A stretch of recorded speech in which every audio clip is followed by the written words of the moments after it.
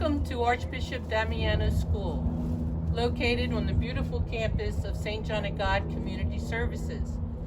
My name is Kate Flynn and I am the school principal, and I'm going to take you on a virtual tour of our facility this morning.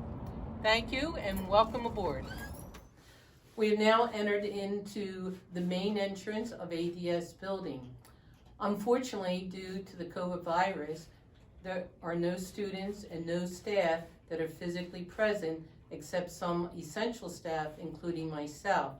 However, as we conduct the tour, you'll be able to see what a classroom would look like, and I would ask you to envision it with our students. A little background is that ADS is a private school for multiply disabled students. They range from ages 3 to 21. The building that we're presently in right now is part of the original building that was built in 1968.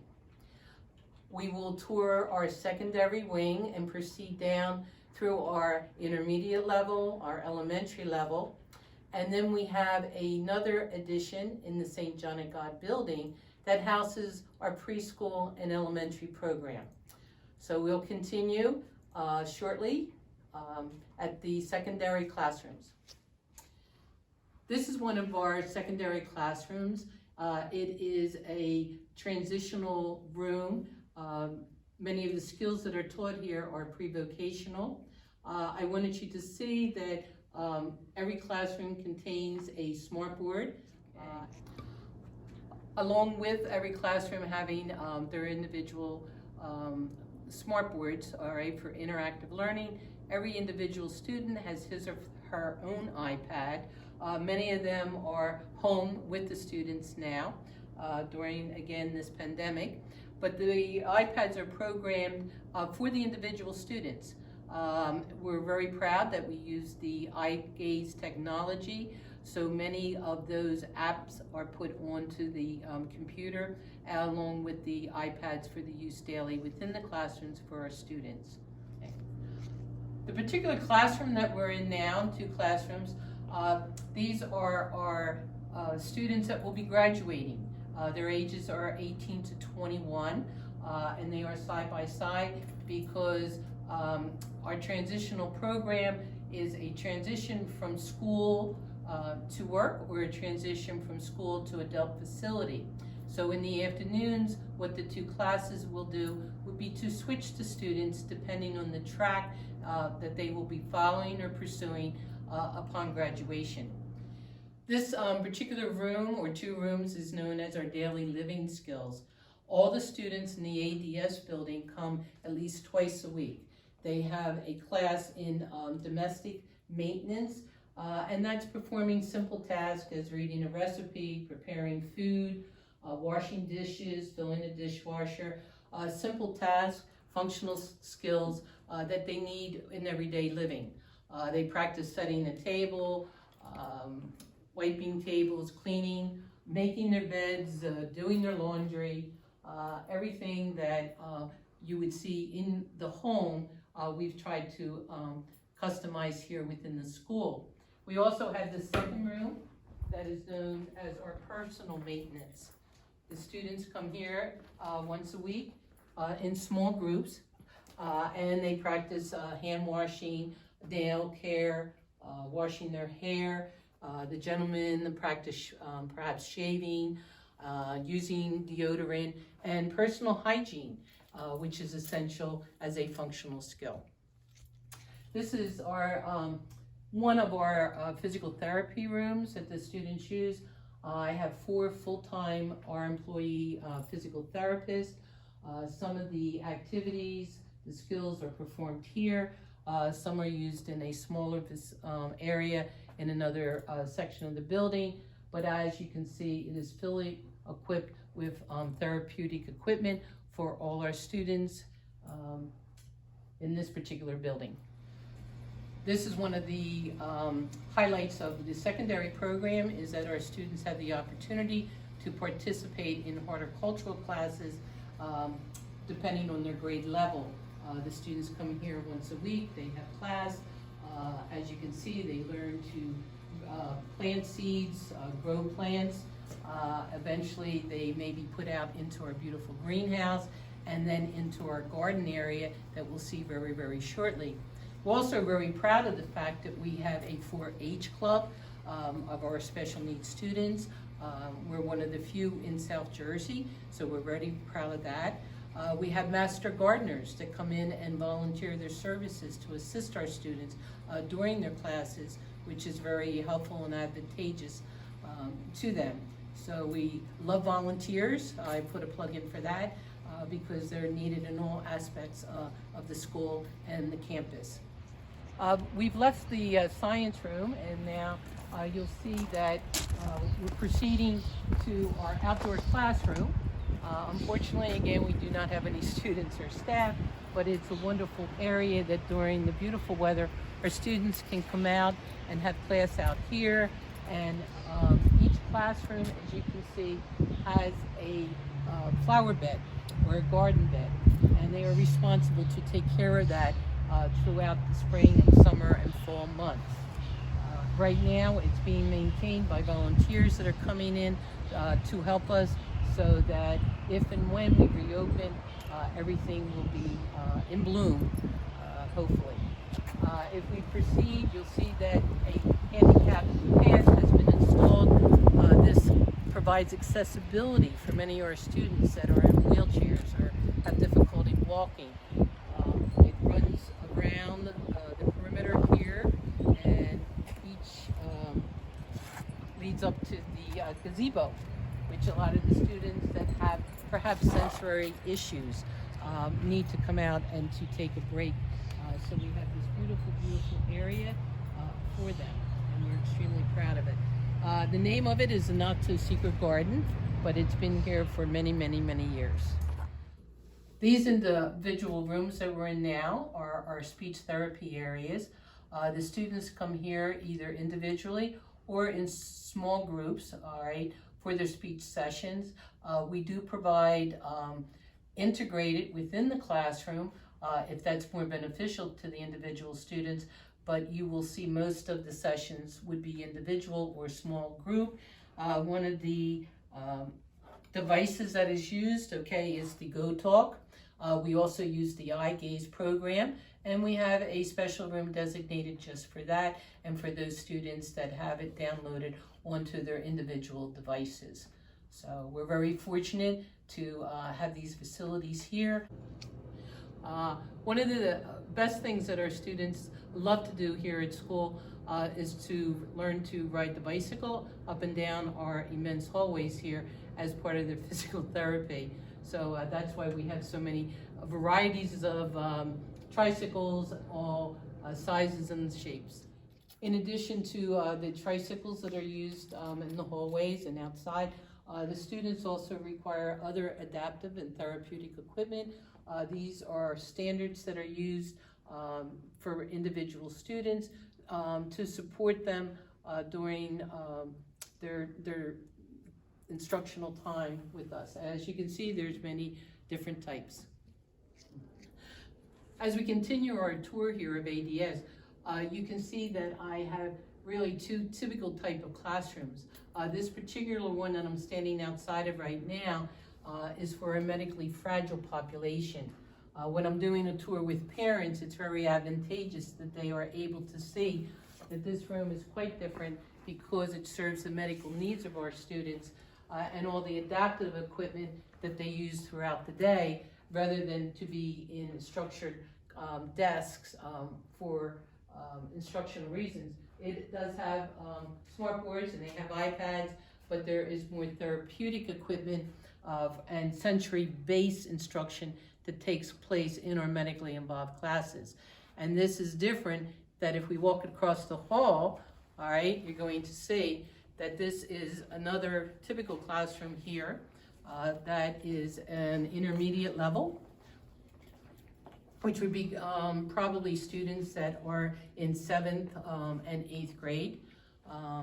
And then how this differentiates from a medically involved class. We have our desks, we have our activity area. They have a beautiful view of our greenhouse.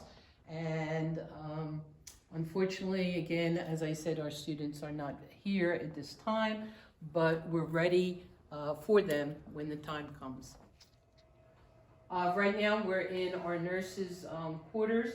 I have 2 full-time nurses in the course of a school day in this particular building, 1 full-time nurse in the St. John of God building, and I also have 2 part-time nurses that come in on a rotating schedule. Those nurses are also used for our CBI outings, which I haven't mentioned at this point. The students are able to go out into the community at least a minimum of once a week or every 2 weeks in small groups. Sometimes they go out in whole groups, classes, and they might go to the bowling alley, they might go to the park for a walk, and what they're doing is transferring the skills from the classroom into the community. And certainly nursing is an integral part of our school day, and many of our students, I will mention at this point, have one-to-one nurses because of their medical conditions. Some of our students have one-to-ones. My total enrollment at this time for ADS, I have 145 students, and I have a large staff, inclusive of all, would be about 135. Okay. One of the other opportunities that our students have is to come to the library once a week. As a class, they are able to select a book of their choosing. One of the books would be read to the entire class, and then the books are taken home in the hopes that they will continue reading and the parents will read to them. It's also used as a small group instruction for some of our younger students. It can also be a quiet area for our students to come and, if necessary, to de-escalate. This is a ADS gym. The students come twice a week for their 45-minute health and physical education classes.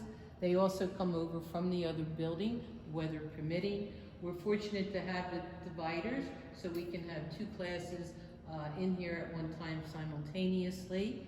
And we also have a stage here that we can have shows, we can have talent shows and plays and sing-alongs during the holidays. So it's a gymnasium, but it's also an all-purpose room for us. Off of the gym is also our cafeteria. Unfortunately, I'm not going to go in there because it is under some renovation at this point. I'm putting in some new security doors, so I do not want to go into that area. But the food is prepared here on campus. The students can choose from a menu for daily, weekly, monthly.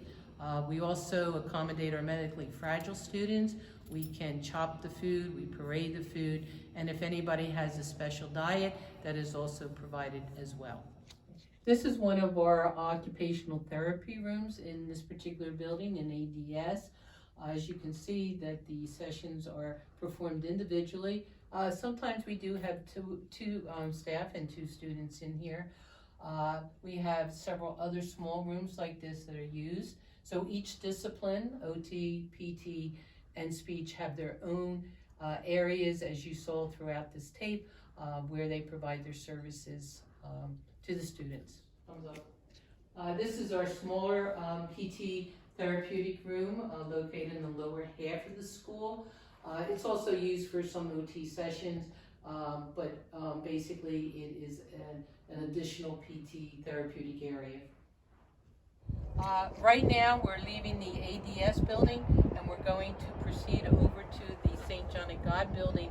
The lower half of the St. John of God building is our Early Childhood Center. That particular section, we're going to be going in the lower door.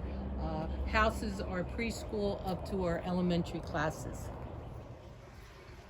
Since our students are not physically with us, we decided to just show some of the types of students that we have throughout both buildings.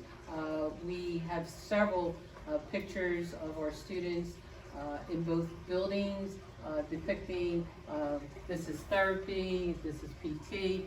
We have a carnival every year that's usually held in June, so the kids have lots of fun there. They love the rides. We're in a classroom. I think what it shows, if you look at the smiles and the happiness, that's the atmosphere that permeates our facility here.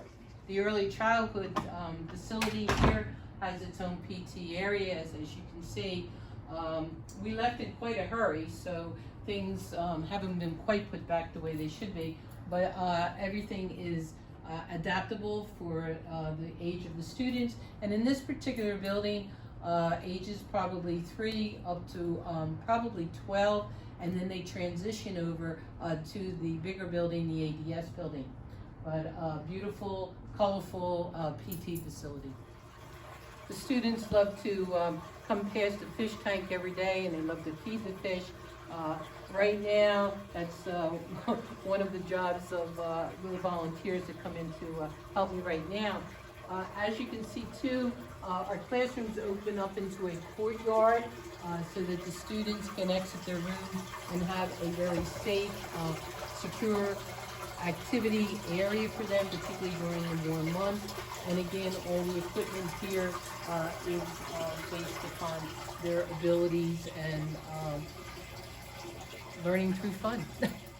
This is one of our typical preschool classrooms, as you can see by the activities here, the equipment and so forth. It's definitely for students that are ages 3 to 5. We use the DIR floor time model. We have an expert teacher that is trained in that techniques, and she shares it with all the primary and elementary teachers in this building.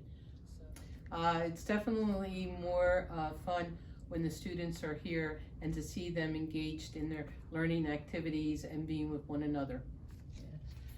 This is our newest classroom at preschool. This room was opened up in January, and we're very proud that at this point we now have 5 official new preschoolers that are doing e-learning and having a lot of fun at home, getting to know one another through Zooming and meeting the teachers and their assistants as well. So we're fortunate. As you can see, the teachers are very artistic, colorful, and sometimes we have door decorating contests throughout the year. I think we had one right before we closed school back in March. This is one of the individual speech rooms in this particular building, again, where the students come for their speech therapy session. I see an iPad that is still plugged in, and certainly very much age appropriate. As we continue walking through the Early Childhood Center, you can see the pictures of many of our students and many of the activities that they are engaged in throughout the school year. Okay, this is one of the occupational therapy rooms in the St. John of God building, Early Childhood Center. So the students again come down here for individual sessions, and or the therapist can integrate the therapy into the classroom. We're now getting ready to leave the Early Childhood Center. This is the reception area where if you were a new parent and looking for placement, and if your child was probably ages 3 through 12, I would meet you here and I would conduct a personal tour with you. You would have the opportunity to ask questions, meet the teachers, meet the administration staff, and also dialogue with some of our therapists. And remember that I do have a full-time nurse here at all times in this particular building. Okay. Well, this concluded our tour of Archbishop Damiano School. I hope that the information has been helpful and beneficial to you. If you're interested in, when we are open, to have a personal tour and a meeting with myself or an administrative staff, the number to call would be 848-4700, extension 1152. Or you can email me at kflynn, F-L-Y-N-N, at sjogcs.org. Thank you very, very much, and I hope that you and your family are safe and well during this pandemic.